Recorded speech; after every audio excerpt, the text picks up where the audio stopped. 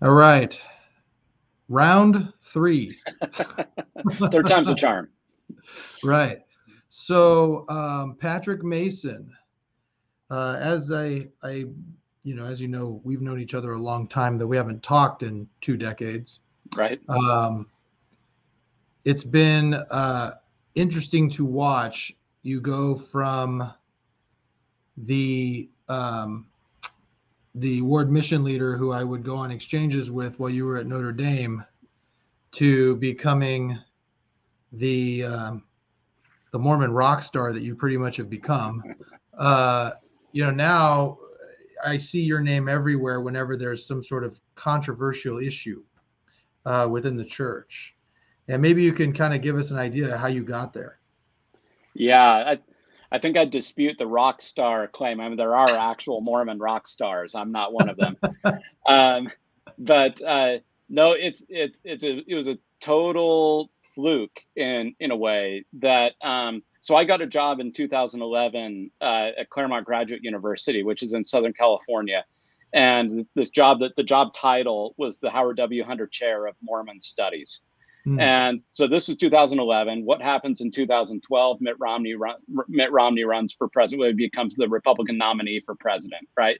So every news outlet everywhere, not just in this country, but around the world, they're all running stories about Mitt Romney and of course his religion. And I think, all these reporters that they've got deadlines, they've got to file stories. So, their editor says, hey, do a story on Mitt Romney's religion.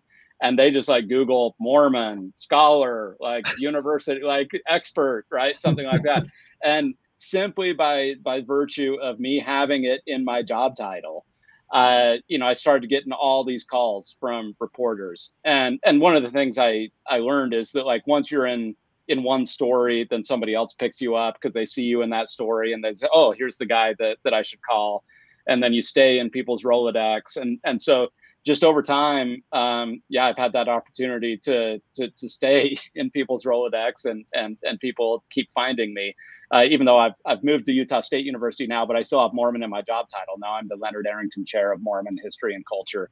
So I think that's it as much as anything. I think the other part of it too, obviously there's plenty of scholars and other people who are very well qualified to talk about this, but a lot of those people, for instance, work at BYU. And so a lot of journalists don't want to talk to somebody who's employed by the church. They feel like they're not going to get the straight story. So the fact that I've always been employed independently at secular universities, I think gives me a certain kind of credibility with journalists that somebody at BYU might not have. I don't think that's necessarily fair, but that's just the way it is.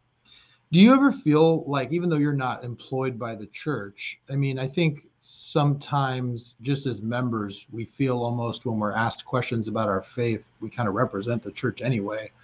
Do you ever feel like you have to be careful about what you say? Yeah, and I try to be careful. I don't know that I always succeed. I'm not sure that people in church headquarters always think I'm as careful as I could or should be. But I feel like when a journalist is calling me, they're not calling just rando church member. I mean, they're calling a scholar. I mean, I've spent many years studying this stuff, and so my job in that moment is to respond as a historian, as a scholar, as an observer of the religious tradition. Now, I'm also a participant in it. I'm a deep believer in it, and certainly that I think that affects the way that I answer, the way that I'll frame certain things, no doubt about that. And I'm always honest about that with reporters. They'll oftentimes ask, like, are you a member of the church or what's your affiliation? And I'm always honest with them. But I think and I think one of the reasons maybe they keep coming back to me is they know I'm going to give them the straight story, but I'm also going to speak with a certain kind of, I obviously don't have an agenda to hurt the church, to anything like that.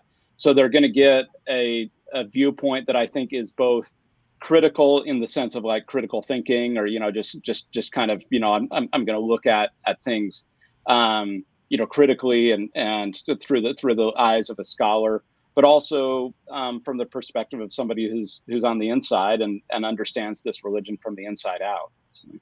Well, what I think is interesting about my relationship with you actually, and you may not know this, but you actually had quite an effect on me in those months that I was in the South Bend area, just in the way I critically thought about the church.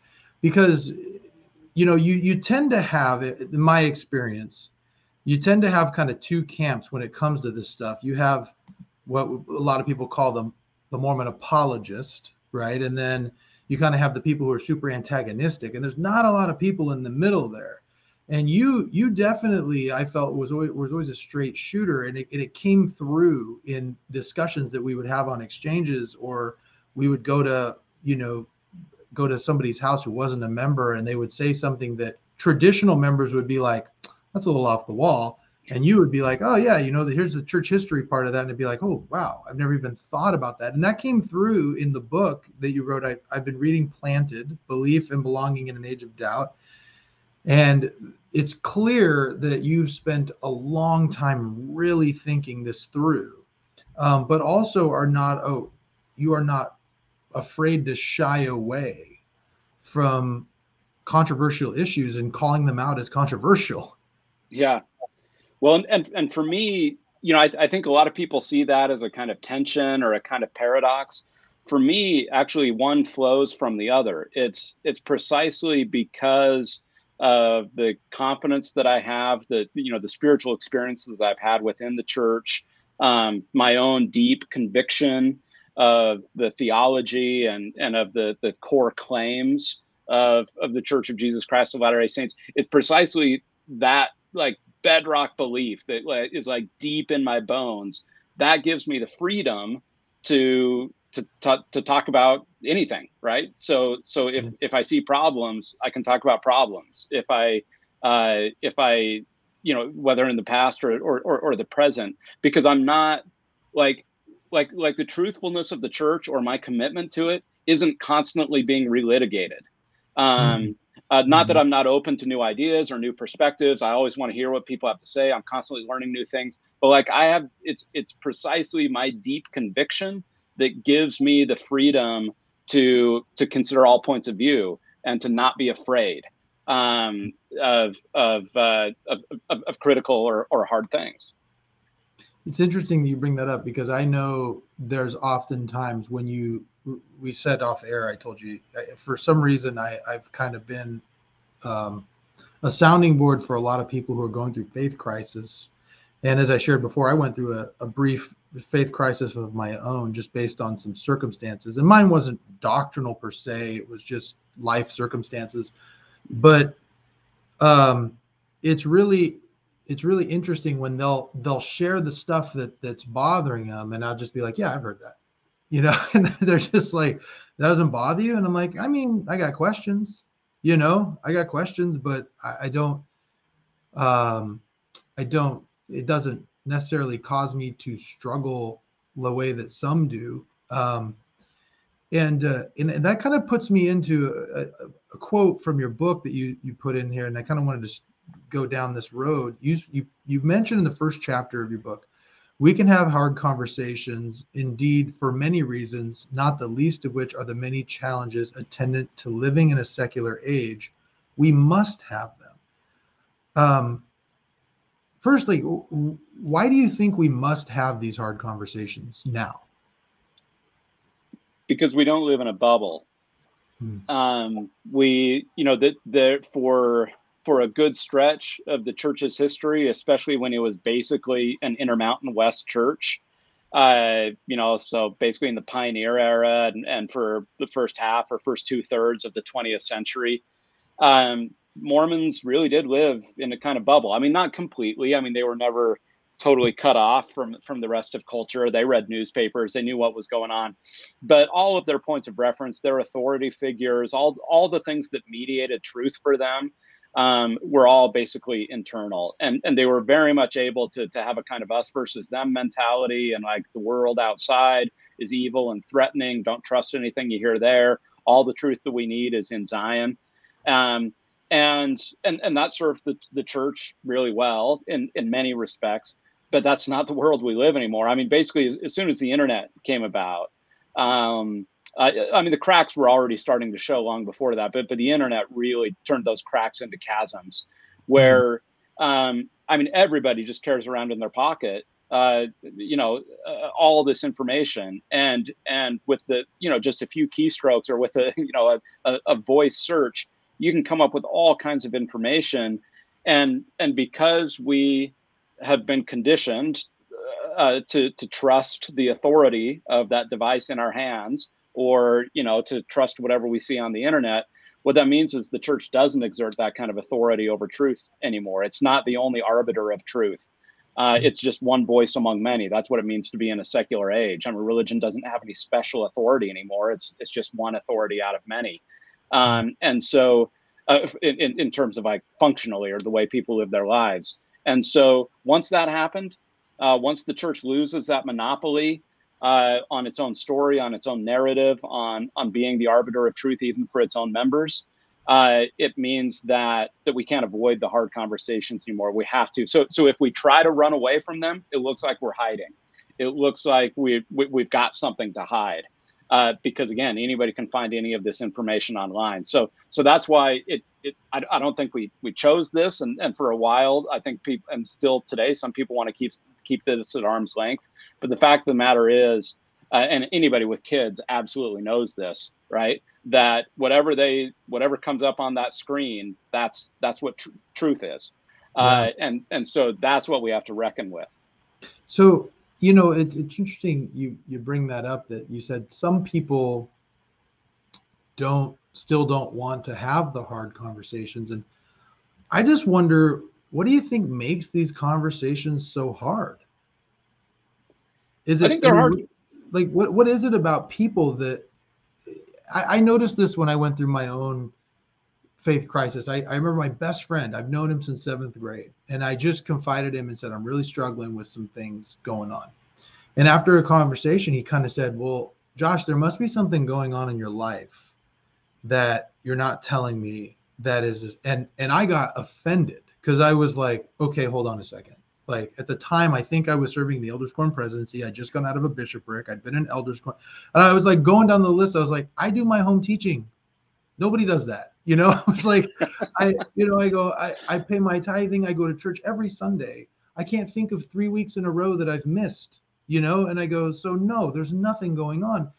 And it struck me how a lot of members just, they can't fit in their mind that somebody might have questions if they're like doing all the right things. What do you think contributes to that?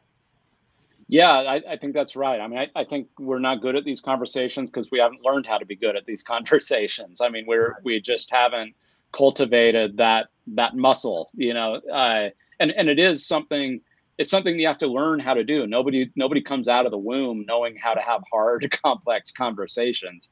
Right. So it's just like any other part of what it means to be an adult, what it means to be a human being, in relationship to others. We have to learn how to do it. It's not easy. It's an acquired skill. But I think it's the reaction that you got, and the people oftentimes hear. I think that's. It comes out of a good place, and it comes out of our experience as a people of again, always feeling like we're on the defensive from people attacking us from without. And of course, those attacks were real. My first book is on anti-Mormonism. I know what anti-Mormonism looks like, and I know it had real effects, especially in the 19th century. And there's still a carryover to that. So there's this sense of like, and this is true of a lot of minority communities. It's not just us. Anytime you feel like you're on the defensive, or you're a minority, or you're marginalized, there is a sense to kind of like put up a wall to protect yourself. It's a very natural thing. And so we have, and we can mobilize certain scriptures in defense of this, right? That opposition, these kinds of things, it all comes from Satan. It's dangerous. It's a threat. And the biggest threats to any group are not the threats from outside, but it's the threats from within.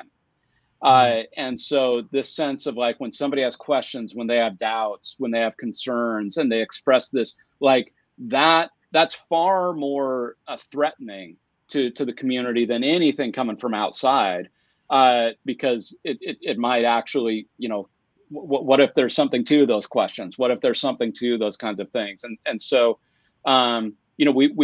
It's just been part of our experience to kind of circle the wagons, to say any kind of opposition, any kind of questioning, it threatens the community, and so therefore we just can't go there.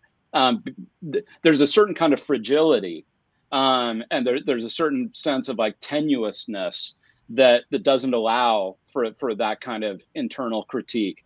I think when it's sort of what I was just mentioning earlier. I mean, if we, when we have the strength of our convictions, when we have that kind of deep rock-ribbed belief that, hey, we're okay here, and we're not sort of like precarious in terms of what we believe, then actually that gives us strength to be a little bit more resistant even to internal questioning.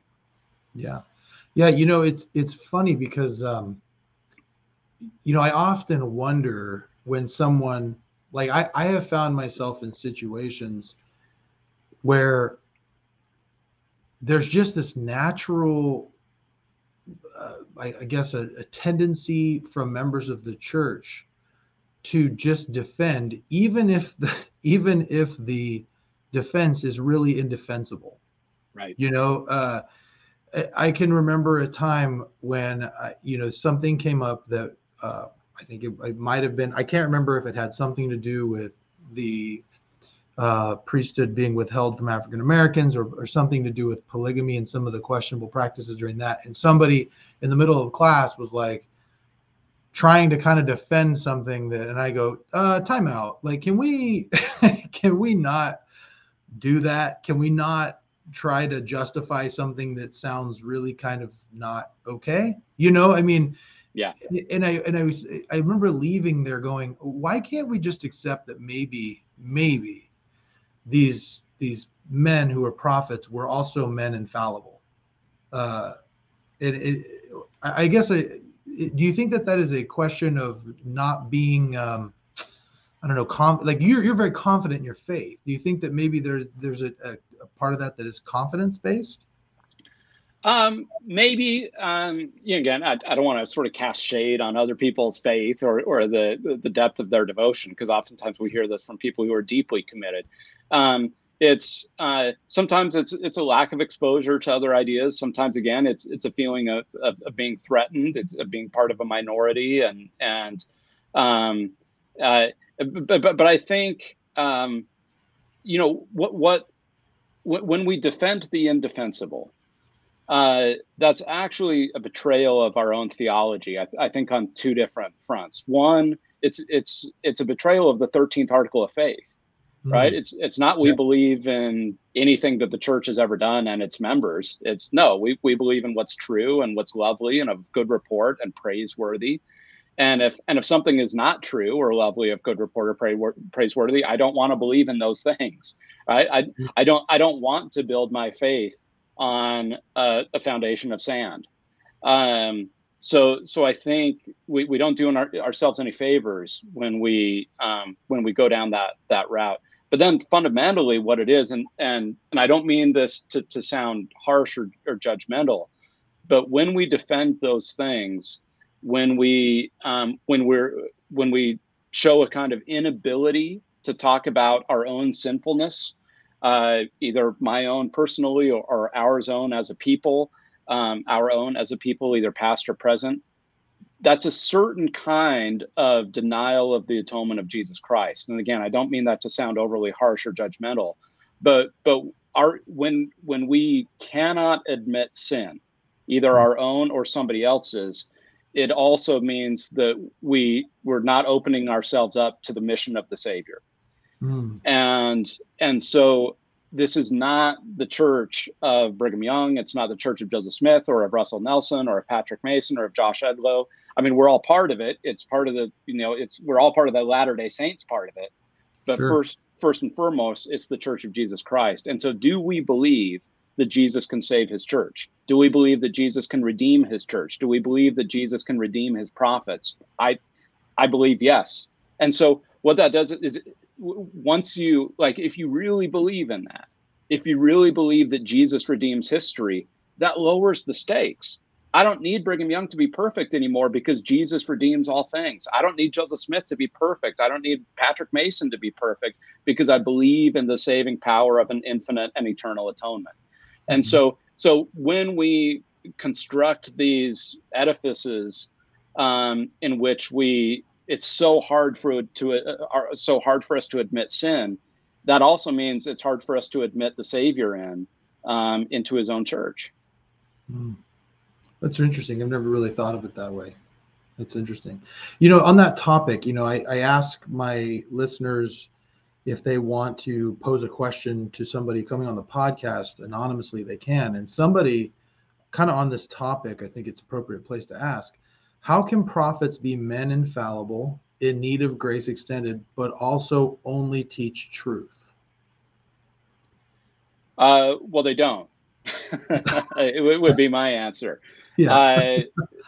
Because that proposition, the notion that the prophets are constrained in some way to only speak truth, that's actually a violation of the fundamental principle of agency. David O. McKay said, he has this great line where he says, when God makes the prophet, he does not unmake the man. Lorenzo Snow talked about, and I'm going to paraphrase here, he says, you know, I saw Joseph Smith, I saw all of his weaknesses and imperfections. He said things and did things that I did not approve of. This is Lorenzo Snow, who would later himself become president of the church. But he said, I thanked God for Joseph Smith's weaknesses and imperfections because, and again, I'm paraphrasing here, because he said, if God could do those amazing things through Joseph Smith, who I knew to be imperfect, then I knew that there was a chance for me too. I knew that God could work through me as well. And so it's actually not our theology that prophets can never speak error. It's not our theology that prophets can never teach error. We oftentimes cite the footnotes to the manifesto, to Official Declaration 1, where Wilford Woodruff says God will never allow me or any person to lead this church astray. That's not a statement of prophetic infallibility. That's a statement of faith in God at the helm. That because we can demonstrate in many occasions where leaders of the church have said things that were in contradiction with one another, where they disagreed, or where they said things that were just patently false. But what President Woodruff is saying there is not that God constrains their agency so that they can never speak falsehood. It's that it's that the church's truthfulness and God's work, the project of the restoration, is bigger than any one sentence that comes out of a prophet's mouth. And so Brigham Young, we could point to all kinds of things that he said. He's the easiest example. I mean, sometimes we kind of beat up on Brigham Young. It's just he gave us a lot of material to work with, right? But there's nothing that Brigham Young said. And again, I could point to many things that were factually true or factually in error or theologically in error. We could point to those things, and it does not undermine the restoration. God did not let Brigham Young lead the church astray, even though Brigham Young was wrong in those moments. So I think we've misread or overread President Woodruff's statement and a handful of scriptures, actually a very small handful of scriptures around that. But in fact, we do not believe, we never have believed, no prophet has ever taught, that prophets cannot be in error.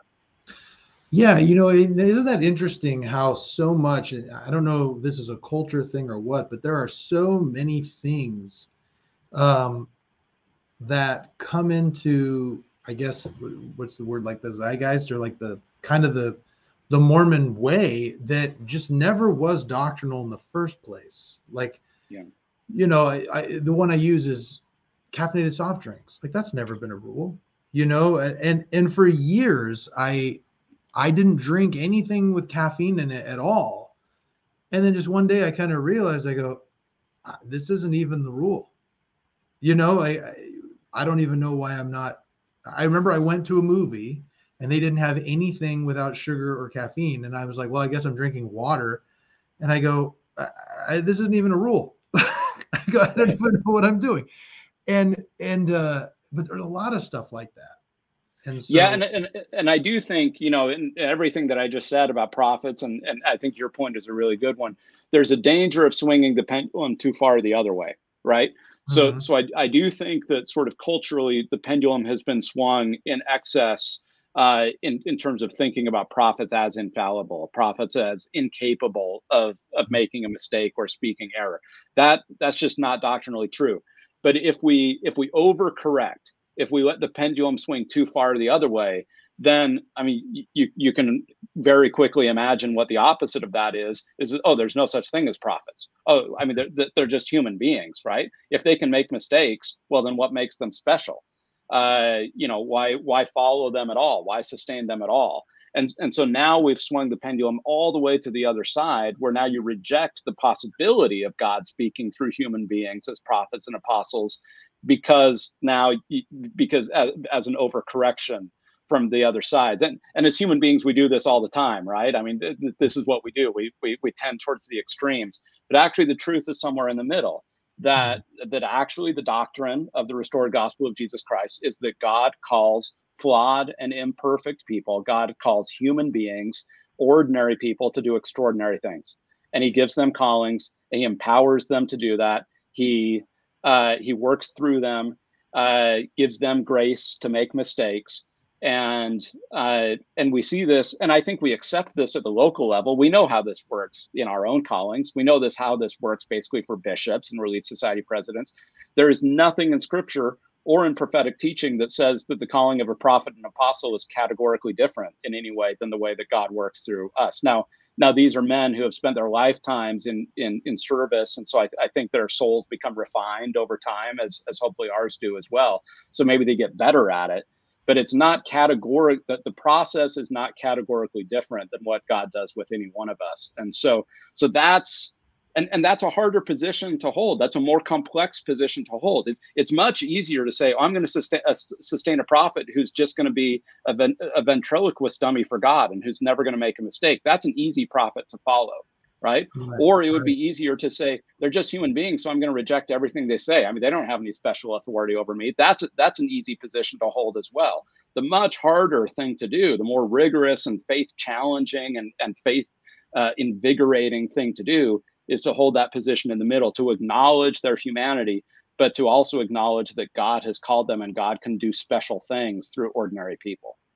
So I understand you don't speak for the church, but you've actually thought, I'm sure you've thought a lot about this. So when you're in that middle ground and you're dealing with someone who is fallible, but also a prophet, when they say something, what would you say to somebody who says, how do I know when they're speaking like a prophet or they're speaking as a man or a human? Yeah, they've told us this over and over and over again. I mean, the litmus, well, we have a handful of litmus tests. Fortunately, we're not just one. So the most important one is the Holy Ghost. I mean, how many times have you heard prophets say, don't take our word for it? I mean, get confirmation from the Holy Ghost. I mean, Moroni himself says this at the end of the Book of Mormon, right? Right. And so that is the ultimate litmus test. But we have others as well. We call the scriptures the standard works for a reason. They are the standard. Now that's a little bit complicated because Scripture disagrees with itself as well. Scripture doesn't just speak with one voice, but there is a kind of standard there. There's a standard in terms of what has been the church's received body of doctrine over time. And so somebody who says something who's like completely out in left field, that doesn't conform to the kind of body of doctrine received by the church over time, that maybe our spidey sense starts to tingle on that one. And so there are, and we can use reason, we can use experience, we can use all these kinds of gifts that God has given us to ascertain truth. And the prophets constantly invite us to do that. But again, the most important one is to receive the confirmation of the Holy Spirit. Yeah. Well, okay. So on that though, and maybe you can expound your thoughts on this. And I know that nothing you're going to be sharing, I'm going to be saying is church doctrine, right? I'm just curious on your thought on this. So what happened? How do you explain, let's say the prophet says something, you got two members of the church, both active, both, we'll use we'll use the COVID recommendation was a big one around here. I don't know if it was in Utah, but the recommendation that everybody get vaccinated. You would have thought that Russell M. Nelson asked some people to cut the baby in half, and so I had some friends who were very much against the vaccine who actually went and got vaccinated. They prayed about it. They felt the Holy Ghost. They went and did it. And then I had some friends who were like, I prayed about it and I don't think that that's doctrine and I don't have to do it. How do you explain that? Do you think sometimes these things, and obviously I never thought that the vaccination requirement wasn't a requirement. It was just a recommendation. I don't think that anybody was necessarily going to heaven or hell over that. Right. But how do you explain that? The Holy Ghost kind of touching people differently. Yeah, I'm not sure I fully can. Because it's curious at the least, if not perplexing, to know why different individuals can receive very different revelation. Now sometimes we want to smooth that over and say, well, they can't, right? One of those people has got to be wrong. One of those people is listening to the wrong voice. One of those people is being influenced by other things, right? That's the way we typically handle that. And that's, again, an easy way out. I'm not so sure, especially, and here's where I think it's important for us to, and you kind of alluded to this at the end, that whether people got vaccines, I think is very important, but it was a temporal matter. It was not a matter of salvation and exaltation, right? Yeah. And so in that sense, the prophet's guidance, and that's the thing, what category was that, right? Yeah. So when he was clearly speaking as president of the church, clearly speaking to the church, clearly speaking within the authority of him being the president of the church. But at no point did he say, your salvation rides on this, or this is a central core tenet of the gospel up there with faith, repentance, and baptism, right? And so I think part of it is a kind of discernment on our end in terms of what some of these things look like. Now people will rightly say, well, as soon as you open the door to disagreeing with the prophet on some things, right, even minor things, well, now you're on a slippery slope to rejecting the prophet in all things. Mm-hmm. And that was a charge that was leveled against liberals within the church for a long time, right? Because it was typically people who were more liberal, who were more willing to question church leaders on various things over recent decades. But it was typically on the vaccine thing, it was typically people more from the right. And oftentimes I talk to a lot of people who I've never disagreed with the prophet ever in my life. And now all of a sudden he says to go get a vaccine that I don't believe in. Right. So now they were the ones having the same thing. And basically, part of me kind of uncharitably said, well, welcome to the club now, right? I know. That's what I said. Whenever I would hear a friend of mine post something on Facebook about a faith crisis that they were having, and then everyone would be like, well, I just follow the prophet no matter what. I just loved putting out there, follow the prophet, guys. We're following the prophet, right? We always follow. Yeah. And so it was really, that's the thing. So stick around long enough and prophets will say something that you disagree with. Right. Right. And so you just have to, so I think we have to, that's part of what we have to wrestle with, right? And we don't talk about this very much because the narrative that we give, the story that we want to tell it's cleaner than that. We don't like to because we don't know how to, right? Because we don't have all the answers. And so it's easier, especially in a collective setting when we're sitting in church, to just say, okay, you follow the prophet, you sustain the brethren, right? That's the easier thing to do, and maybe that's the only thing you can do in a group setting like that. But in real life, it is a little bit, it's more complex. Yeah, you brought up also, and I thought this kind of fit into this point in your second chapter of Planted. You were talking about testimonies, and you actually kind of going into your background, you shared you your testimony of the gospel, it sounded like what you were saying is you can't point to any like one spectacular experience. It just kind of organically came over time. Whereas some people have like these giant, big experiences that they can point to as the time when they finally came to the realization that that Jesus was the Christ. And then you point to how Mother Teresa, who's like this one of the, basically the closest thing to a saint we've had long periods of doubt. And there are some people who never come to a true knowledge that Jesus is the Christ. And it was kind of this point that, it sounded like your point was the word testimony as a singular word is almost too simplistic to fit in the experience of everybody who's going through this spiritual experience.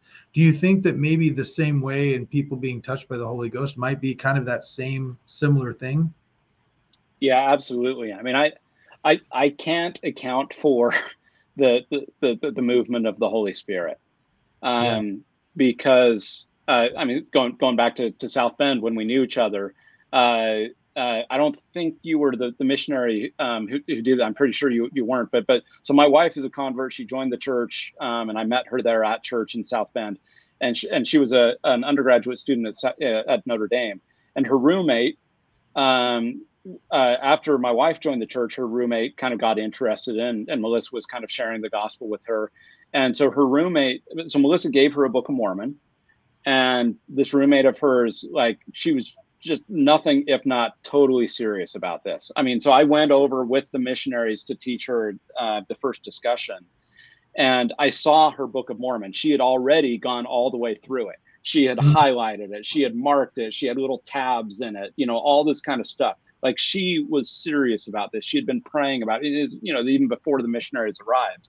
And she had the discussions, we had long conversations. She had long conversations with Melissa, with my wife, and she prayed. She wanted it. She had desire. I mean, I saw this. I know that she had desire, and she got nothing.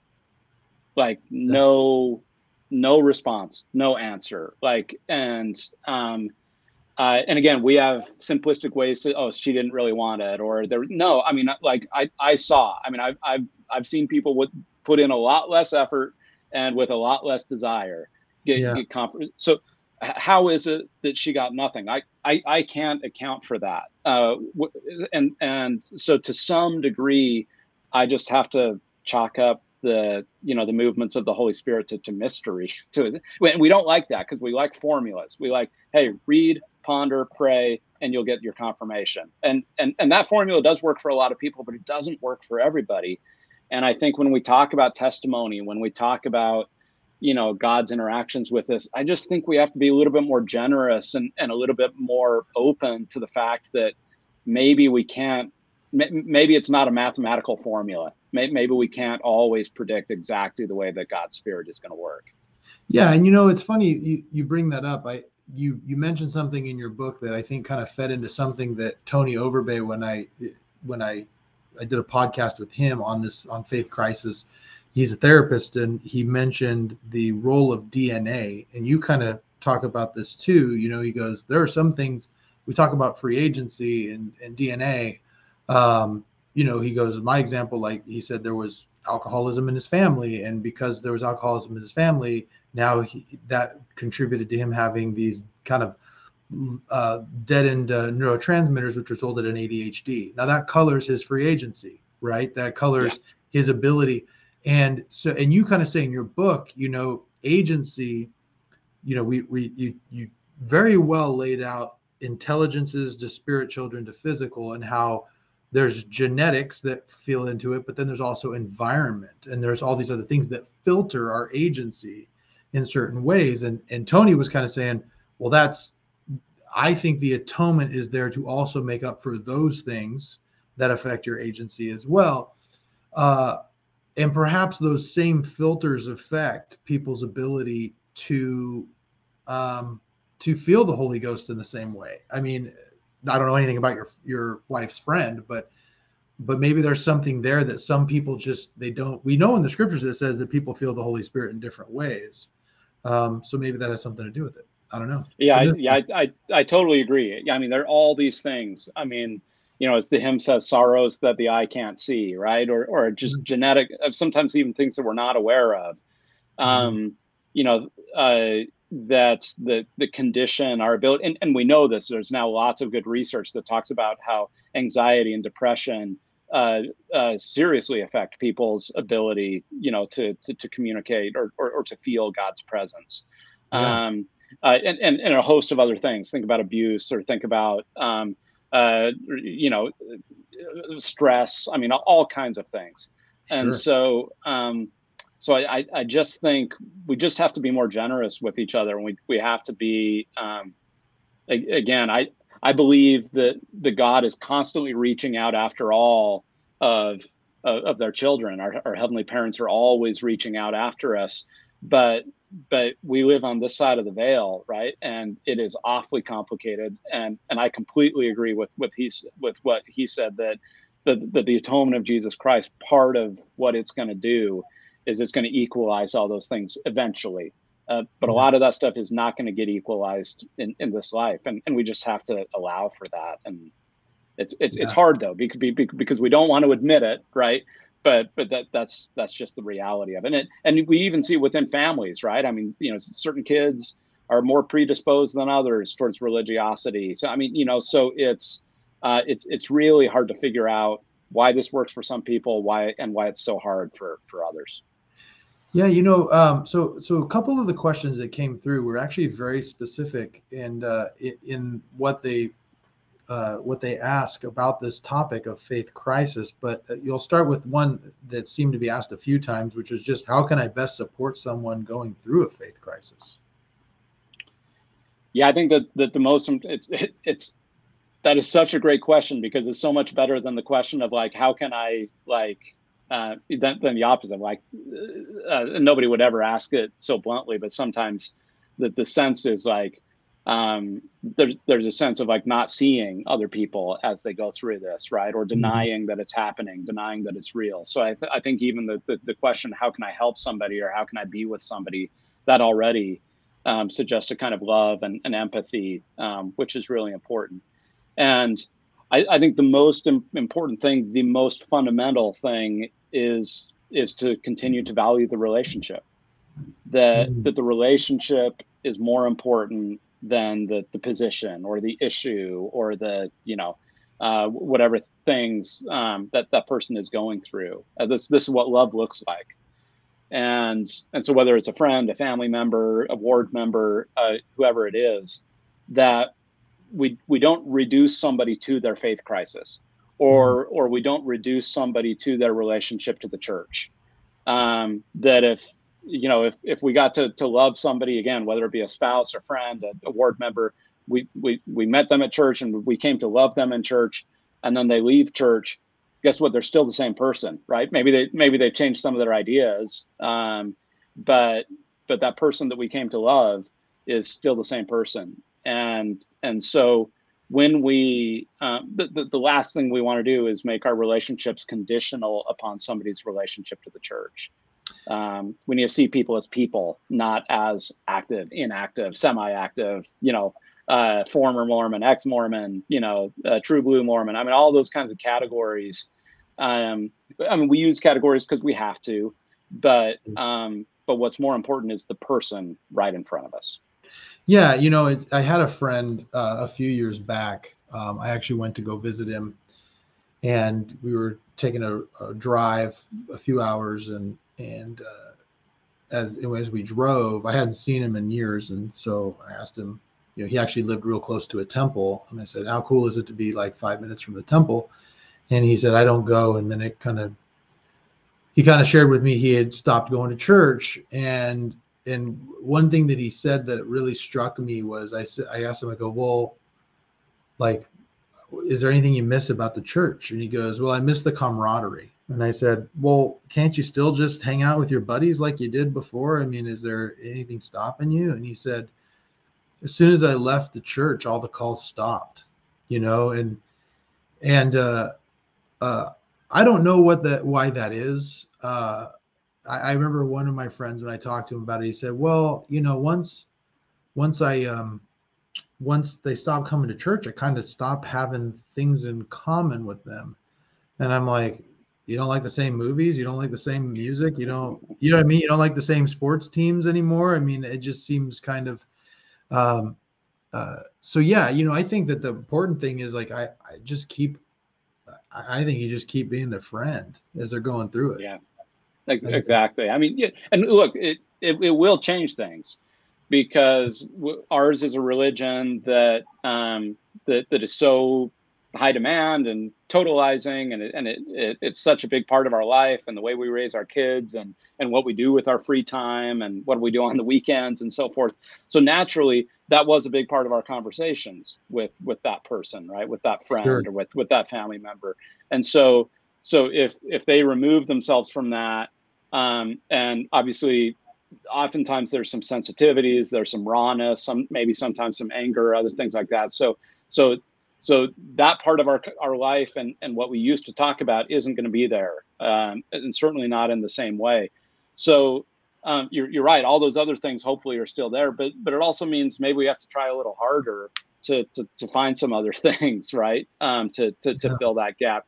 And look, there are plenty of people that I'm like church friends with that I only like see at church, right? I mean, literally all we have in common with is that we go to church together, right? So that's not what I'm talking about, right? But I'm talking about like the people that we really have relationships, as you said. I mean, you share movies and music and hobbies and all those kinds of things. I mean, that's who we're talking about, not just like the casual people that you kind of wave to at church and kind of remember what their name is. Right.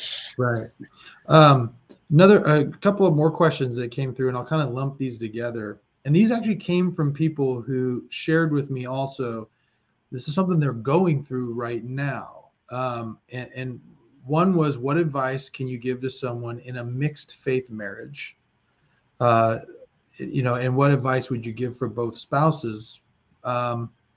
Because, and this one comes from someone whose spouse has left the church in the past few years. And then another one was recommendations on supporting active LDS youth who have a parent who's left the church. And that was a person who also is asking this in the context of someone who already had kind of a limited and strained relationship with a parent. Yeah. We're asking you to fix everybody's problems in this. Yeah, easy. Then we'll go on to peace in the Middle East. Yeah. Here's the thing: is there is no magic wand. There's no magic answer. But I'm not a marriage counselor, and so actually, my first point of advice would be if you do, and oftentimes, couples who are negotiating like a really serious change in their marriage and in their relationship, go see a therapist, go to a marriage counselor together, get professional, somebody who's professionally trained who can help you. Not that your marriage is broken, right, or anything like that. It's just like, this is hard and you haven't been through this before. And so getting, professional counseling has helped a lot of people kind of get through a renegotiation of what their relationship looks like. So that's one big thing. But even underneath that, more fundamentally, it's the same answer I gave before, is that person is still your spouse, right? That person is still your husband. That person is still your wife. They're still the person that you fell in love with. And if, I suppose there are probably some marriages out there that are predicated only upon the church. I hope not. There presumably there were other reasons you fell in love with this person. Presumably your relationship, of course, it encompassed the church, and the church was a big part of it. But probably the church wasn't the only part of it. And your love was, that you fell in love with the person, not with the person who goes to church, right?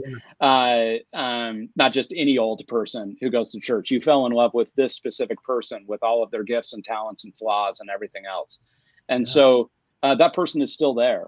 That person is changing. That person is evolving.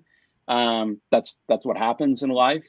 But that's part of the covenant we make in marriage. That's part of the promise we make to each other, is to kind of see each other through those changes and not require people to kind of be frozen. Now, so I think for the spouse who's still in the church, that's part of their responsibility, is like to remember that this is still the person I love, and again, see the person as a person, to give them grace, to give them space, to listen to them, all those things. But the person who is leaving the church, I think they have some responsibilities too. The fact is that, especially if this was a couple who came in, and the church was a big part of their marriage, and they got married in the temple, and there was a kind of shared understanding of what their family was going to look like. The person leaving the church is the one changing the deal, right? I mean, they are the ones, and so they have actually a pretty big deal of responsibility here to also show that kind of love and generosity and so forth towards their spouse, to not always be making snarky remarks, to not actively, try to undermine their spouse's faith, and this is where the careful negotiation has to be, is like, how can the two people still be authentic? How can they be honest with each other without trying to, without denying, who that other person really is. And so it's tough, it's tricky. But I've seen so many marriages not only withstand this, but actually get stronger over time. It is possible, but it takes a lot of work. It's not easy, but fundamentally it's about prioritizing the relationship and the marriage over the particular issues that led somebody in or out of the church.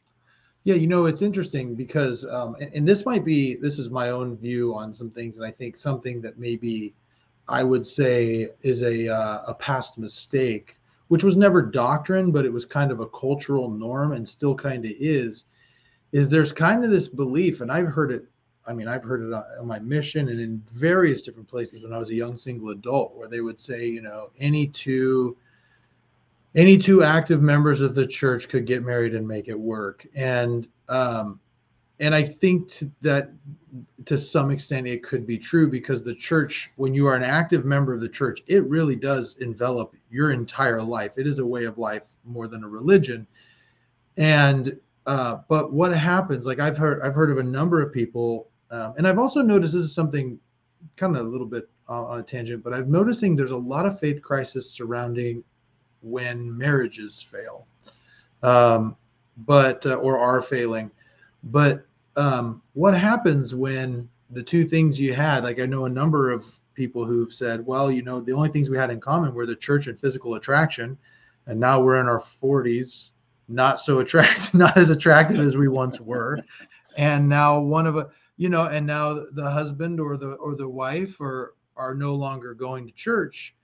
And then they're looking around and go, well, we don't have really anything else in common. And then it causes a bigger strain. So, I think that maybe another thing you got to do is find other common ground to mix up. But what about the child? What would you say? And this is coming from this is coming from someone who is now divorced, has kids with a spouse. There's limited interaction already. The relationship's strained. And the spouse isn't going to church. I mean, same deal. What would you recommend in that spot? Yeah, I mean, part of this is, for these are some of the hard lessons that kids have to learn. I mean, oftentimes we tell that story in reverse. It's like, what happens, how do parents accept, when their kids leave the church? Well, this other dynamic is just as real. What happens when a kid is faithful and their parents leave and so forth. I think for the child, this is going to be part of their own individuation. This is going to be part of them making decisions of saying, like, what do I want my life to look like? And the choices I make don't have to be the same choices as my parents made. And I can make my own choices, and I can disagree with some of the choices that my parents made. And I can do that and still love them. I can still honor them. It's still my dad. It's still my mom. And yeah, I mean, lots of parent-child relationships are complex, right? And people have to work through all kinds of stuff. Again, maybe counseling is going to be helpful in this case too. But this is where, I think this is actually a really big part of our theology. It's our second article of faith, actually, is that the decisions of a parent and the decisions of a child don't have to be the same thing. Yeah. That when we see parents doing things that we disagree with, we can break the cycle and we can make decisions for ourselves. Now, it's not easy. Again, it goes back to all this, genetic and cultural and environmental stuff. So much of how we learn to be in the world comes from our parents. But it is possible to make our own decisions and still be in relationship with and love that person. It does not require us. We don't have a doctrine of shunning people. We don't have a doctrine of cutting people off, even when they're cut off from the church through excommunication or something like that. It doesn't. We don't cut people off in terms of relationships. I know that obviously in extreme cases of abuse and other things like that, sometimes people do need to have that kind of separation. But if it's just a simple matter of people make different life choices in terms of their faith journey, kids can make their own decisions and say, okay, Dad, I know you don't believe in the church anymore, but I do, and I'm going to stick with it.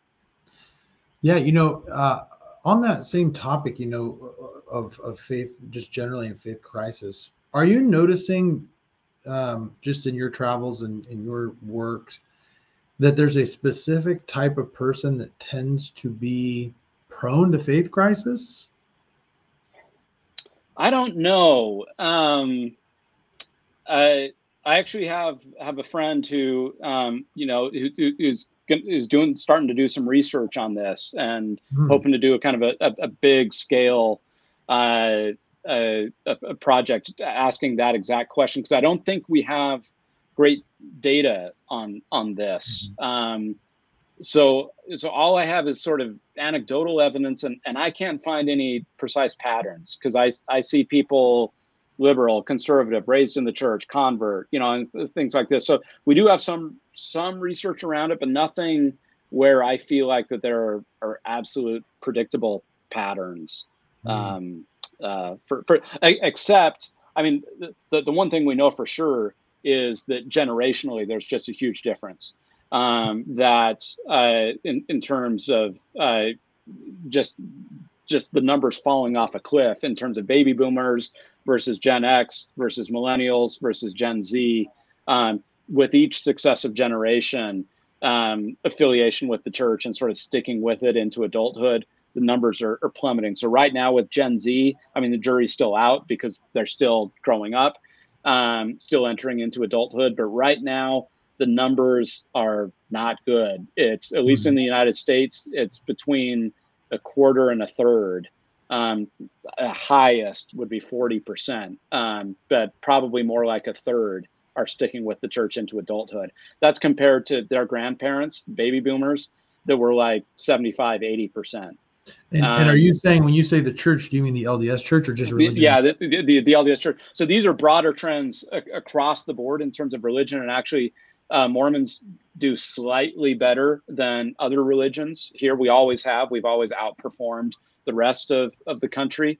But the trend lines are the same. It's just that we started a little bit higher and are still a little bit higher, like a few percentage points higher. But it's a broader cultural thing, and we're not immune from it. Yeah, that's interesting. The reason I ask is because I just noticed, I wondered, because sometimes I wonder why I had similar faith crisis to a lot of the people I know.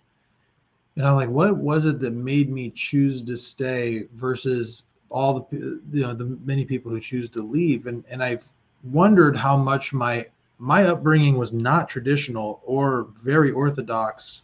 I mean, we always went to church, but it was never pushed upon me. Like nobody told me I had to go on a mission or it was expected. Nobody.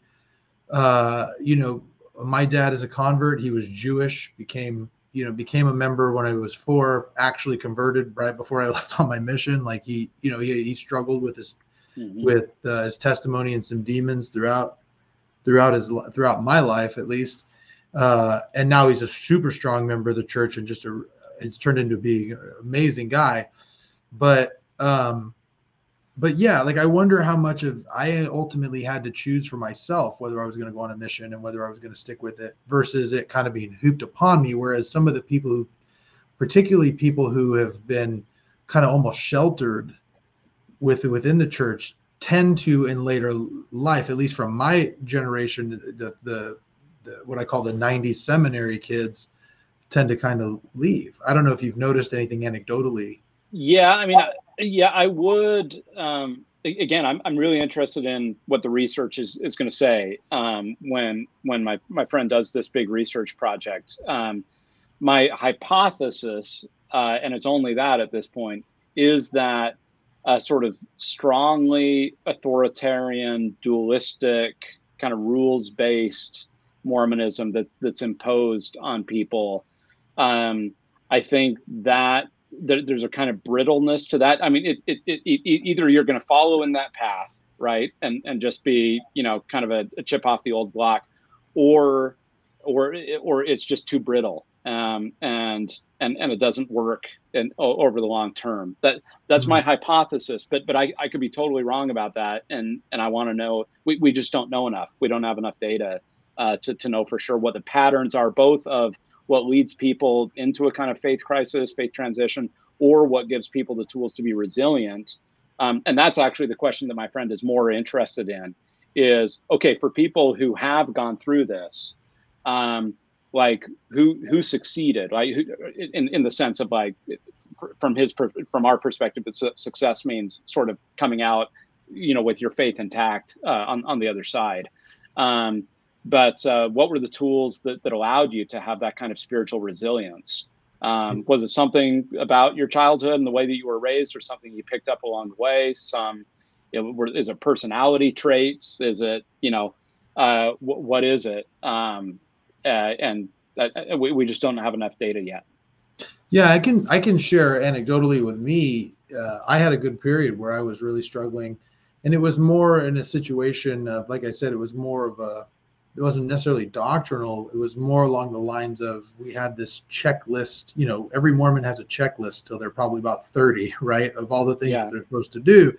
And I had done all the things, and I'd gotten to the end, and I was kind of like, well, where is the joy that I'm supposed to have? You know, I don't have it. And later I realized why, and I'll keep it private, obviously, but I mean, there was some circumstances beyond my control that I later found out about. But in the time, I was sitting there and I was like, what is the issue? And I think one of the things that really anchored me in was I never stopped doing the things that you're supposed to do. Like I made a commitment to myself, because there was a time where I was like, do I really want to keep doing this? And I said, you know what, until I know I don't, I am going to keep doing it.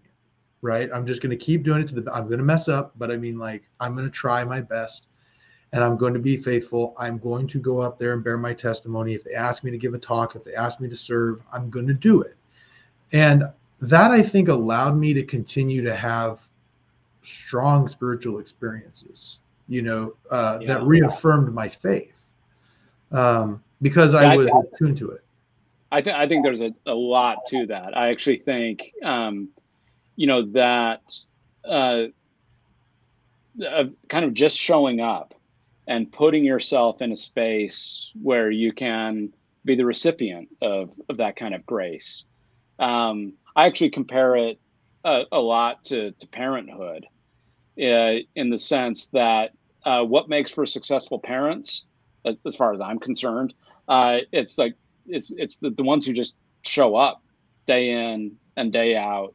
And there's not a lot of glory in it. There's not a lot of, you know, it's mundane, it's tedious. So in any given moment, you might say, like, what's the point, right? It's restrictive of your freedom, all these kinds of things. But you also know, like, inside you, like deep down, you do know that it's good, that there's value to it, that and that the whole is going to be greater than the sum of the parts. But it does require that kind of like day in, day out commitment to put yourself in a place where eventually the rewards of, kids who grow up and who love you and you have these meaningful relationships, right? You've got to put yourself in the place and put in the work where that is possible. Whereas if you absent yourself, if you just say, no, this is boring, or hard, and I again, that there are lots of reasons why people leave the church, and I don't think it's primarily just people who check out because they think it's boring or hard, but for whatever reason, right? So it's not a perfect analogy here, but I think you get the point here. It's like there's something about sticking with it that then puts you in a place where eventually you can have those kinds of experiences and find the meaning and find the joy, even if not every day feels like that. Yeah, I can attest to that. I can attest to. I can remember having an experience that was rather distasteful with the church at one point. I wasn't real happy. And I remember thinking to myself, it was actually in that same time, I thought to myself, I go, I don't want to do this anymore. And I said, no, I'm going to keep going. I'm going to keep doing until I know I don't want to do it anymore. And what I thought was so interesting was after that happened, like if I had left at that moment, I would have left with a bad taste in my mouth. I would have left with like I wasn't dealt with fairly, or my family wasn't dealt with fairly, whatever. But then afterwards, I saw those same people showing such great love and appreciation and really showing support for me. And I go, okay, they're just imperfect people, and if I had left, I would have never seen that. You know what I mean? I would have never. So there is something to sticking with it. Here's an interesting question that someone posed. This is someone who I think has followed you a little bit. It said, you've written books and within shared many examples of where staying in the church is helpful to people. Are there instances where you believe a person's life is or could be better outside of Mormonism? Yes. And that's not a popular answer. And I think there are some people who don't like the fact that I say yes. Mm-hmm. But I do think there are some circumstances. I think of, I know some individuals whose experience in the church can only be described as traumatizing. Mm. So it wasn't just like one bad experience or something like that, but where actually going to church was not just the hardest thing they did every week, but actually where the church became a kind of active harm zone for them. And so stepping away, at least for a time, and life is long. You never know what somebody's future is going to hold, but at least for a time, the stepping away was the healthiest thing for them spiritually, emotionally, mentally, etc. Now, I personally believe that those cases would be a pretty small fraction. I think there are, most of the time, and for most people, I think there are ways to make it work if you want to make it work. Look, if somebody just doesn't believe and they want to walk away, fine, right? I mean, it's like it's a free work. People have their agency. It's a free country, right? We should never compel anybody. It's a voluntary thing. So if you're just not interested anymore, fine. But so I'm talking about people who wanted to do it, but who just experienced the church as an active harm zone, and I think that taking a break, stepping away for however long was not just an okay thing for them to do, but actually I think probably the right thing for them to do in terms of their own health. So yes, I think so. And again, some people may disagree with me on that, but this is just from observing and knowing some people who have been in that situation. Yeah, I've noticed that too, because I've had experiences where someone has called me, and typically what I ask them when they call or they message me or whatever, they go, hey, I'm really struggling with church, and I go, okay, so what is the issue? Is it something doctrinal? Is it something cultural? Is it something policy wise? And depending on what they say, my answer is usually different. But if they say it's doctrinal, I typically ask, I go, do you believe that Joseph Smith was a prophet of God and the Book of Mormon is true? And if they say, no, I don't, I go, well, okay, then maybe this isn't right. I mean, like, this isn't right for you then, because everything hinges on that, right? And I know that sometimes some people hear me say that and they go, well, it's not the way I would handle it. And I'm not talking about the people who go, well, I'm not sure, I don't know. Right. Right. But I'm talking about the people who say, no, I don't believe he was a prophet. I go, well, then you know what? Like, then if it's a keystone of our religion, you don't believe it, the whole thing falls. Maybe you need if you believe Jesus is the Christ, maybe another church is better for you. I don't know, but if it's policy or it's cultural, I usually just go, hey, I don't like some of those things either. And I really appreciate it if you keep coming and being another voice like mine, complaining about these things, because nothing will get done unless there's enough people talking about it. Yeah, or if it's a matter of sort of secondary doctrinal importance. Not all doctrines are created equal, right? Sure. If somebody's not convinced that the Garden of Eden was in Missouri, right, I think there's still a place for them. Yeah. Right. In the church. I remember somebody telling me that they just really, it's funny. They said it had something to do with tattoos. They were like, the church just says that I want to get a tattoo, and the church says I shouldn't have a tattoo. And I'm like, go get a tattoo. Nobody, that's not. And they go, what do you mean? And I go, listen, is there a question on the Temple Recommend interview about whether you have tattoos? No, then you're fine. Get a tattoo, get a sleeve. It's fine. I wouldn't do it, but you're not me, and so it's interesting how that plays out. So this is an interesting question, kind of way off in another topic, kind of. And I know kind of what your answer is going to be, because I listened to you on the Mormon Stories podcast. Do you feel that the church's involvement in Proposition 8 in California was appropriate? Yeah, I personally don't think so. And here's why. It's not because I don't think the church has a right to teach and defend its doctrine of the family. Mm-hmm. Nor is it because I don't think the church has a right to speak out publicly on matters that are central, that are core to the church's identity and teaching. So both of those, absolutely, the church has a right to do those things. For me, it's the way that the church engaged in Proposition 8 that was problematic, not the fact that they registered their voice as part of the public sphere. I mean, that's part of the American tradition. Churches have every bit a right to speak out on issues as any other organization. But I think a couple of things trouble me about that.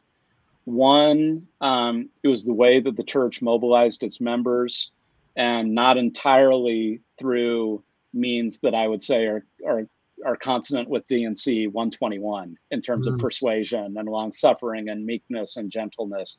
I know a lot of people who were released from callings, marginalized within their wards, temple recommends taken away because they refused to canvass or didn't donate or publicly, disagreed with the church's position. And I'm not sure that this was a political issue at the end of the day. So I don't think that the way that the church mobilized was necessary. And the fact that the church hasn't done anything like that since, I think maybe the church learned some lessons from that.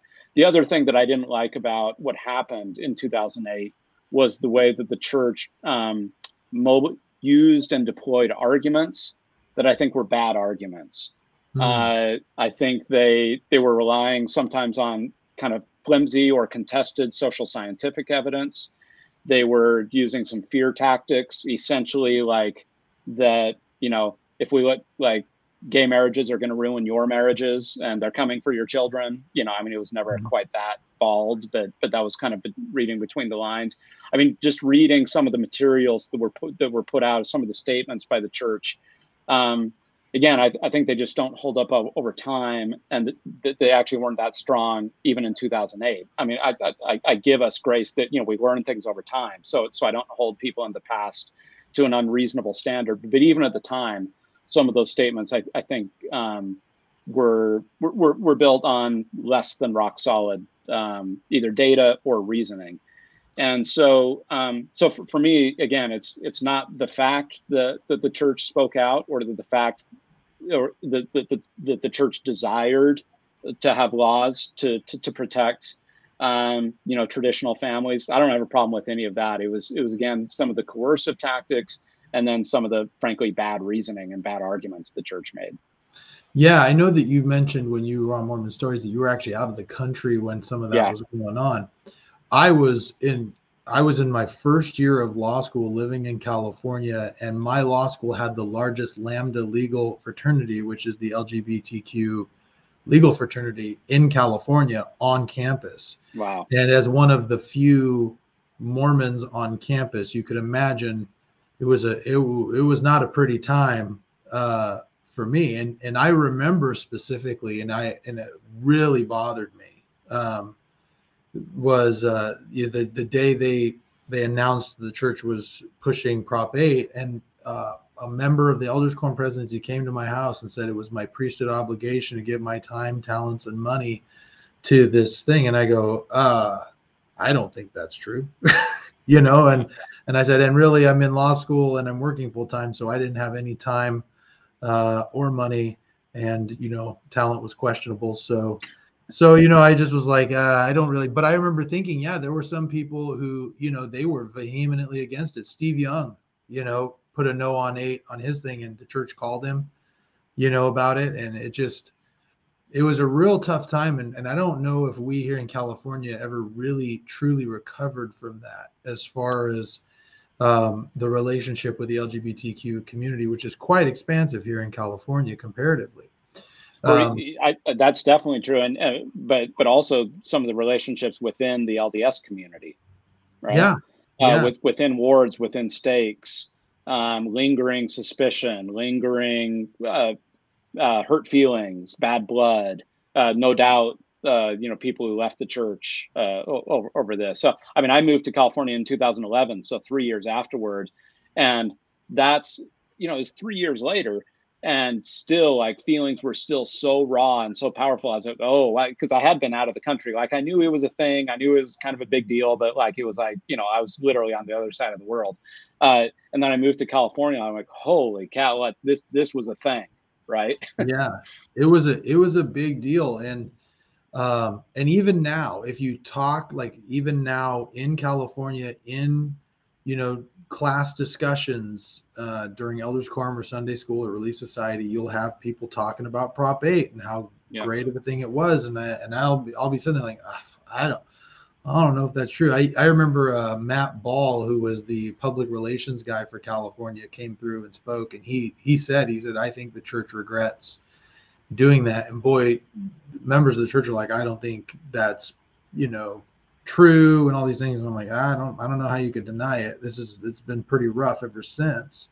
And I think the church has gone quite a ways towards trying to mend those fences while holding on to the core beliefs of the church, which that is another I'm noticing a lot of faith crisis issues surrounding LGBTQ issues, because people know somebody or have a family member, or maybe they are suffering with some sort of personal crisis because they have same gender attraction, or they are, gender dysphoria, or they feel like they're transgendered. What do you think about the church's stance on these issues, particularly today? Well, it's evolved a lot. I mean, I think so. This is the thing I always kind of preface this with, is to recognize that, and I say this now as a historian, that there is literally no social issue of similar consequence where public opinion in all of American history, where public opinion has changed so quickly and so thoroughly, Not on racial equalities, not on gender equality. I mean, no other social issue has public opinion changed so fast. I mean, this is what people sometimes forget. I mean, when Barack Obama was elected president in 2008, he was not in favor of same-sex marriage. Nor was Hillary Clinton. Yeah, exactly. These are liberals 14 years ago, right? Yeah. And so, whereas now, of course, the orthodoxy is completely shifted. Now, even a majority of Republicans express support for same-sex marriage, and so it's. I think we have to recognize, just like the head spinning 180 that the culture has done on this. And now, if you're a young person, if you're a college student or younger, like, that makes no sense to you because you were just raised in a world where marriage equality and LGBTQ equality is just a given, right? Yeah. But if you're our age, if you're 30 years or older, you know what the world was like when you were a kid. I know the jokes that I told. I know the slurs that were used, right, casually. I know what it meant, to be accused, or to accuse somebody else of being gay or queer or something like that, not that long ago. And so all of that is context to say that, like, the church has evolved significantly over the past decade and a half on this issue as the culture has changed even more rapidly. And my own sense is, as you suggested, so many people are in so much pain over this. So many people have left the church. Some of those people that I was talking about, where the church feels like an active harm zone, those are our LGBTQ sisters and brothers who just see no hope, no future, and actually experience their time in church as actively harmful to them. And so they just have to remove themselves from it. And my heart just absolutely breaks and goes out to them. And I've just got nothing but sympathy for them, and then radiate outward from, their family, their friends, other things like that. I feel like I don't know what the future is going to hold. I absolutely do not know. People sometimes think, oh, Patrick Mason is an advocate for changing the doctrine or thinks the doctrine is going to change. No, neither of those is true. It's not my job. It's above my pay grade. I don't know what's going to happen in the future. I can project lots of different futures for the church. All I know is that right now, the situation that we're in around LGBTQ issues and these sisters and brothers of ours who are in so much pain, the current situation is not tenable. Like, where we are right now cannot be where we land as a church, because too many people are hurting. And that's, so whatever happens doctrinally, whatever happens, any of that, our ministry has got to become better. And again, it's so much better than it was 5 years ago, 10 years ago, 15 years ago, right? But our ministry has to be better. Our outreach has to be better. Our messaging has to be better. And again, all of that is independent of whatever the doctrine may. So a lot of people say that doctrine of the family is never going to change. That may be true. We have a lot of doctrines that have changed over time too. So doctrinal change is possible, but it's not inevitable. But what has to be better is our ministry to these sisters and brothers of ours who are just, they're just being torn apart right now. Well, and this is actually something that I've struggled with quite a bit, just rectifying God's love and atonement, and God as being a perfect judge, and our requirement not to judge, and what we're seeing in the LGBT community. Because I remember teaching a lesson, this came up back in the day when they had gospel principles. I used to teach gospel principles to new members, and this question came up, and I didn't have a great answer. They said, well, what about these, these people, who are gay? Are they just going to hell? And it developed into this kind of, how sometimes these classroom discussions can devolve into madness, and suddenly it became like a nature versus nurture thing. And I'm sitting there and I'm going, how am I going to get out of this? And all I said, and to this day, I'm like, wow, that was definitely not me. That was a spiritual thing. And I just said, listen, I don't think it matters whether it's nature or nurture at all. God is a perfect judge. So if nature and God somehow created a human being who has same gender attraction that they cannot control, I think God is going to take that into account at the judgment bar, regardless of what the doctrine is. And if something happened to them in their environment and in their nurture that created them to feel this way, I think God's going to take that into account. We're not judges of that.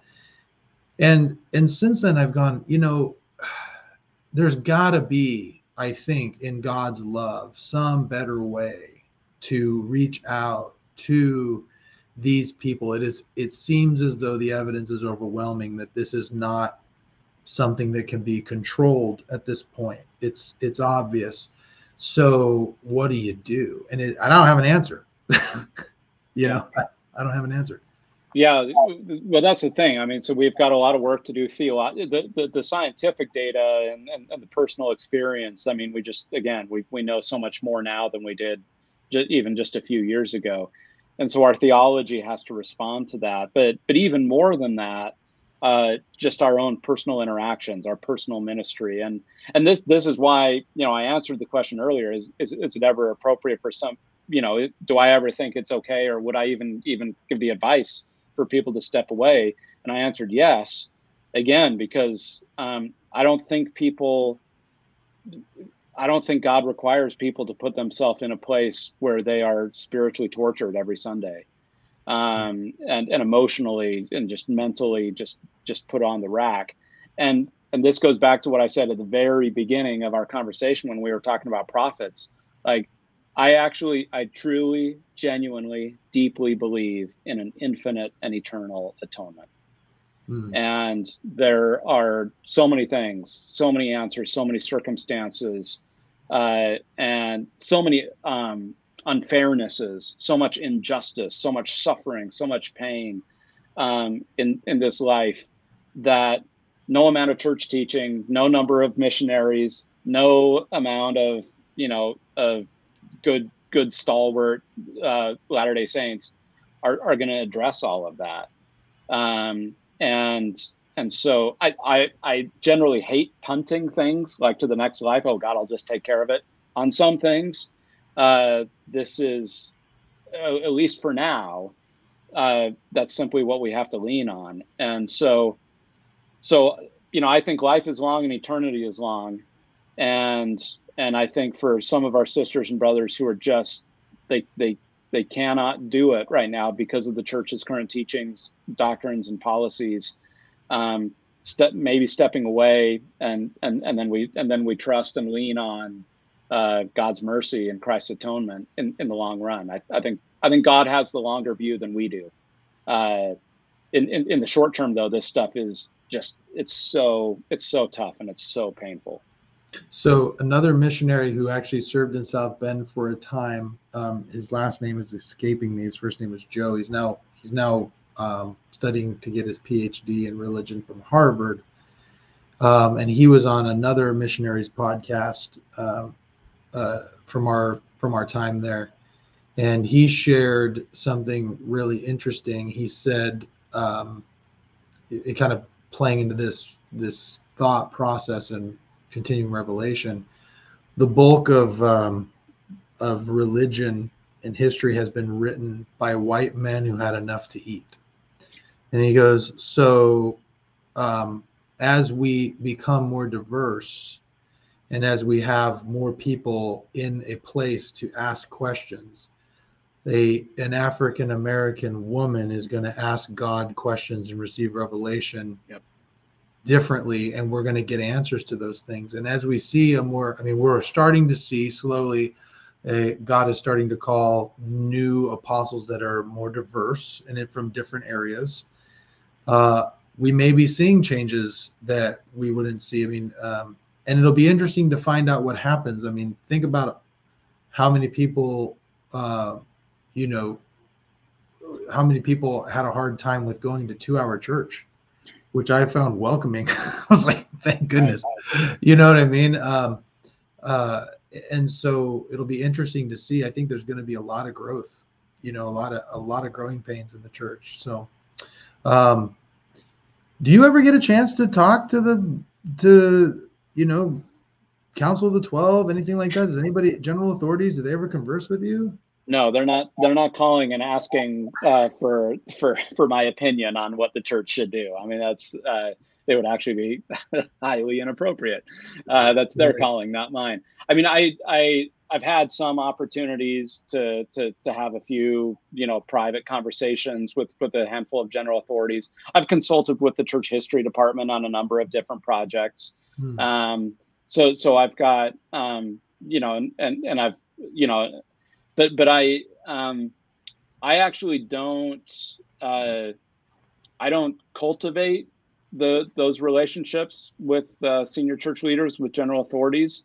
And my own view is that I don't want them thinking about Patrick Mason. Like, I do not want to be on their agenda when they have meetings, because that can only be a bad thing. And so, like, I don't want to give them any heartburn. I don't want to give them any reason to think about me. They've got a worldwide church to think about. And so I hope that my efforts are complementary. I hope that, what I'm doing is sustaining in the broad sense of that.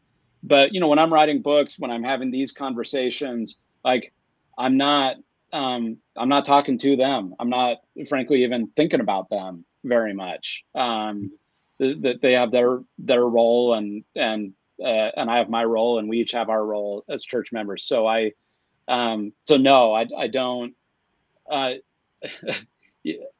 I don't write books or say things or try to angle, like, how can I get on the radar of elder so and so, right? And how can I influence church policy? Like, nothing could be further from my mind. I mean, I actually sustain them too much. I respect them too much, in the sense of, like, that's their calling. It's not mine. I'm not called to lead the church. I'm not called to receive revelation for the church. I'm just called to be a faithful member in my own sphere. Yeah.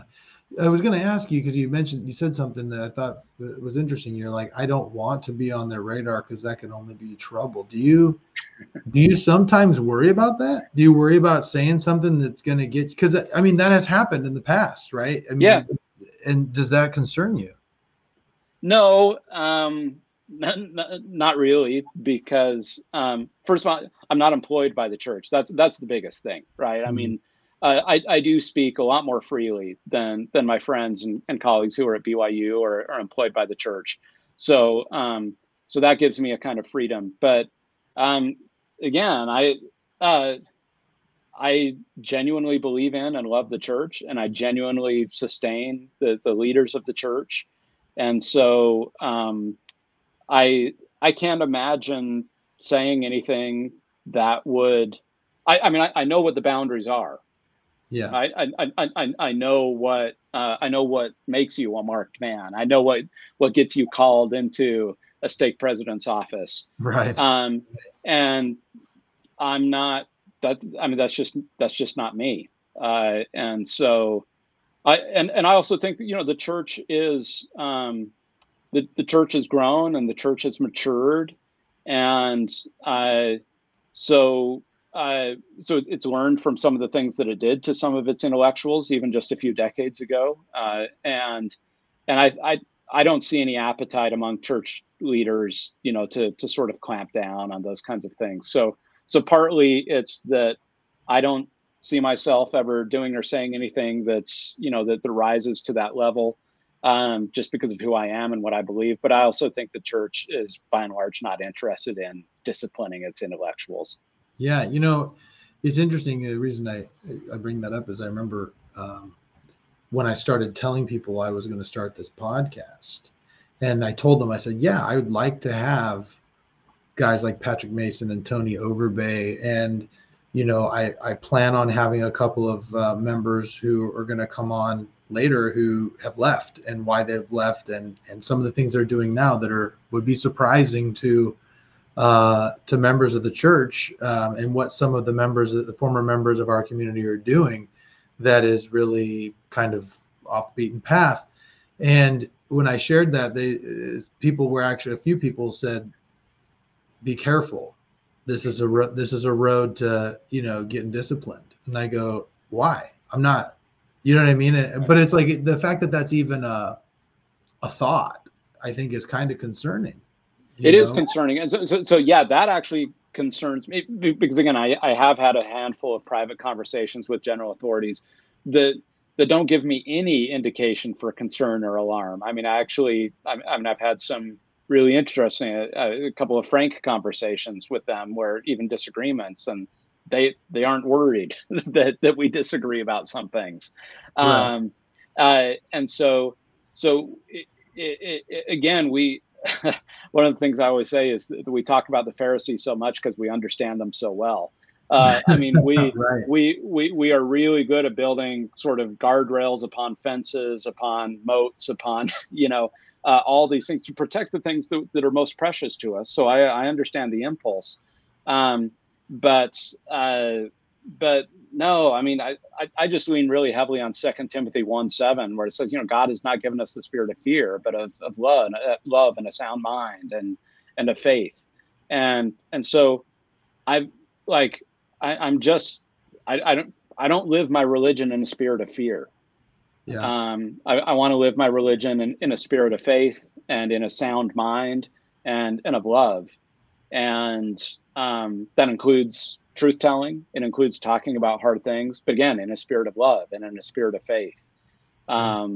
So no, that's why I'm not worried. And that's why my interactions with church leaders, both at the local and general level, have invariably been positive. Because, I'm on Team Mormon. That's just who I am. Right. And like I said, I think that just to compliment you again, one of the things that I very much appreciate about you, and appreciated you back then, because even back then, I knew that a lot of you guys would have conversations amongst each other. All the students would kind of get together. And I can't remember his name, but there was one guy who was a law student who I remember you and him would go at it. A lot. Yeah. And Adam Greenwood, I think. That's him. That's him. Yeah. Brother Greenwood. Yeah. And you two would go at it, and like to the point where at least he would get like really passionate about his arguments. But what I respected was that I just said, you're somebody who could be faithful, but also disagree, and also and also move forward in faith despite that. And because I felt like I was the same way, but I didn't always feel like I was, at least where I was at, had the ability to show that, a lot. Yeah. And so I always respected that. One last thing, I want to be respectful of your time. We've been going an hour and 40 minutes or so.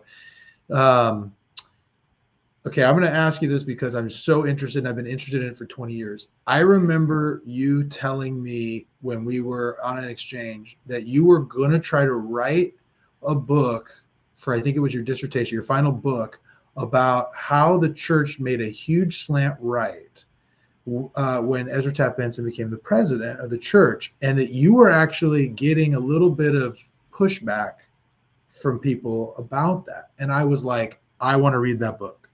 I want to read it.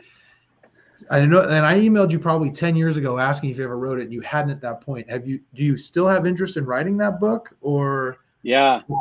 Oh, that's super interesting. I actually don't remember that I was interested or talking about that so long ago, but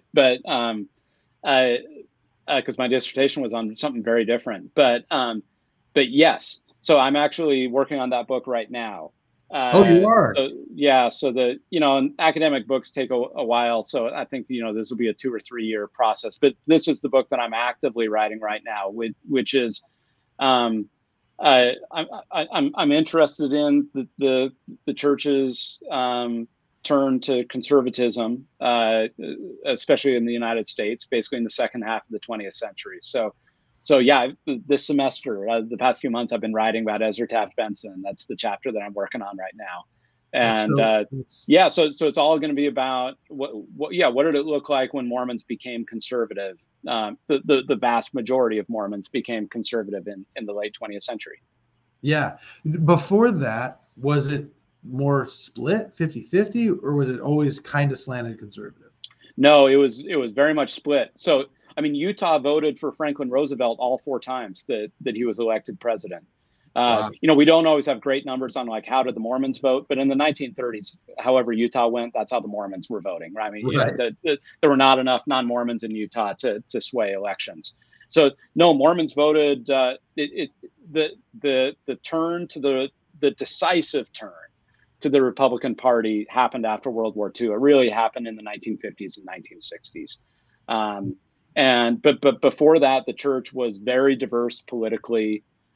You certainly had outspoken conservative leaders. So like President Grant, Heber J. Grant, hated FDR, and he actually counseled church members not to vote for Roosevelt. Church members did anyway. Joseph F. Smith was a strong Republican. So a lot of church leaders were conservative, but the church membership was very diverse politically, especially in the first half of the 20th century. Yeah. And it's really interesting because I've got a lot of family members on both sides of that. Man, the conservatives are so conservative. I mean, it's really interesting. So, well, I'll be looking forward to that when you come out with that. So that's great. That's 20 years. Yeah. Don't hold your breath. It may take a while, but it is the book. It is happening finally. Originally, I had thought about doing a biography of Ezra Taft Benson. Now I've sort of broadened my scope, so he'll just be one character in the book among many others.